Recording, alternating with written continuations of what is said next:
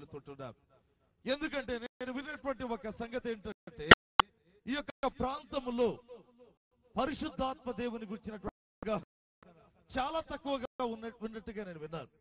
అందుకేనేమో దేవుడు ఏం చేశారంటే, నా ప్రార్థనలో ప్రభు సన్నిధానంలో ఈ మధ్యాహ్నం భోంచేసిన తరువాత గడుపుతుండగా దేవుడు నా ఎదుట పరిశుద్ధాత్మ దేవుని యొక్క అంశాన్ని నా ఎదుట ఉంచడం జరిగింది. ప్రియ దేవుని బిడ్డలారా, పరిశుద్ధాత్మ దేవుడు ఉన్నాడు అనేవారు కొందరు. పరిశుద్ధాత్మ పేరుతో బాప్తిస్మం ఇవ్వవలసిన అవసరం లేదు, తండ్రి కుమార పేరు మీద చాలు అనేటువంటి వారు మరికొందరు ఉన్నారు. రక్షణ పొందినప్పుడే పరిశుద్ధాత్మను పొందావు అనేటువంటి వారు మరికొందరు. ఆ పిదప మరి అభిషేకం అనేది లేదు అనేటువంటి వారు మరికొందరు ఉన్నారు. మరికొందరు అంటున్నారు, దేవుడు నాకు ఇచ్చినటువంటి కృపలో మాట్లాడుతుంటారు. పరిశుద్ధాత్మ అనుభవాలు చాలా ఎక్కువ అండి.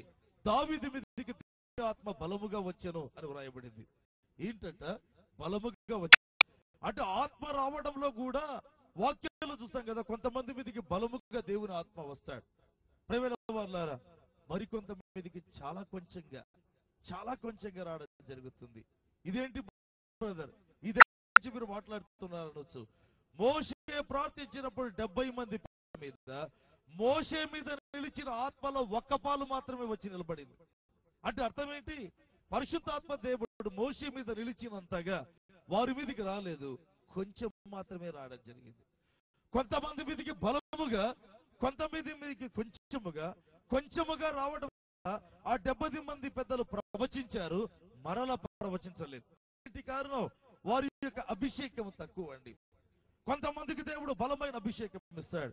కనుక ఈ దినంలో అసలు పరిశుద్ధాత్మ దేవుని అవగాహన ఇక్కడ ఉండేటువంటి సంఘం కలిగి ఉండాలి, దేవుని బిడ్డలు కలిగి ఉండాలని ఒక చిన్న సందేశం దేవుడు మీ దగ్గర ఉంచబోతుంటున్నాడు. జకరియా గ్రంథం 4వ అధ్యాయం 7వ వచనంలో గమనిస్తే దేవుని వాక్యంలో మనం చూస్తాం. ఆ భాగ్యం ఏంటంటే, శక్తి ద్వారా కాదు, బలము ద్వారా కాదు, నా ఆత్మ ద్వారానే ఇది జరుగునని యెహోవా సెలవిస్తున్నాడు. ప్రేమైన వారులారా, ఈ లోకములో కొన్ని శక్తులు ఉంటున్నాయండి, కొన్ని బలములు ఉంటున్నాయి. ఇంగ్లీష్ లో చూసినట్లయితే ఎలక్ట్రిక్ పవర్ అంటారు, విద్యుత్ శక్తి, అదొక శక్తి. మరి ఈ లోకంలో చూసినట్లయితే అటామిక్ పవర్ అంటారు, అణుశక్తి అనేటువంటిది, లేదా న్యూక్లియర్ పవర్ అంటారు, అంటే ధార్మిక అణుశక్తి. ప్రేమైన వారులారా, ఈ విధంగా ఎన్నో శక్తులు ఉంటున్నాయండి.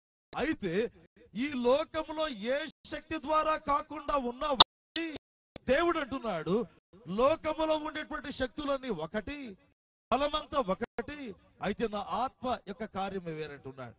ఈ లోకంలో ఉన్న ప్రయత్నాలు వేరు, ఈ లోకంలో ఉండేటువంటి పద్ధతులు వేరు, ఈ లోకంలో ఉన్న శక్తి వేరు, ఈ లోకంలో ఉండేటువంటి బలం వేరు, అనేక రకమైనటువంటి ఉంటున్నాయి.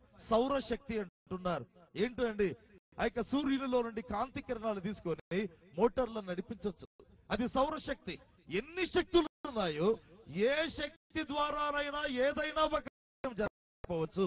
అయితే పరిశుద్ధాత్మ ద్వారా జరుగుతుంది, పరిశుద్ధాత్మ ద్వారా జరుగుతుంది. ఒకరోజు గబ్రియేలు దేవదూత కన్య అయిన మరియతో మాట్లాడుతూ, ఇదిగో నీవు కుమారుని కలగబోతుంటున్నావు, నీవు గర్భవతి కుమారుని కంటావు. అప్పుడు ఆమె చిన్న నిజమైన ప్రశ్న, అయ్యా నేను పురుషుని ఎరుగని దాననే ఇది ఎలాగూ సంభవిస్తుంది? పురుషుడంటే నాకు తెలియదు, ఇది ఎలాగూ సంభవిస్తుంది? అప్పుడు ఆ యొక్క దేవదూత ఒక అద్భుతమైన మాట అన్నాడు.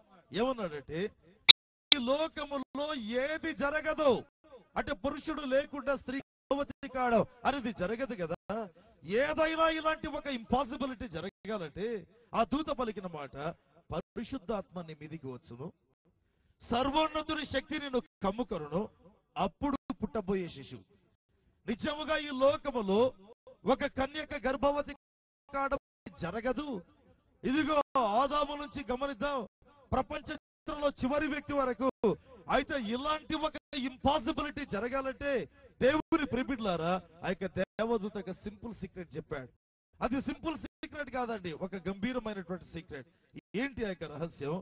పరిశుద్ధాత్మ దేవుడు వస్తే జరుగుతుంది. చేతులెత్తి హల్లెలూయా చెప్దామా?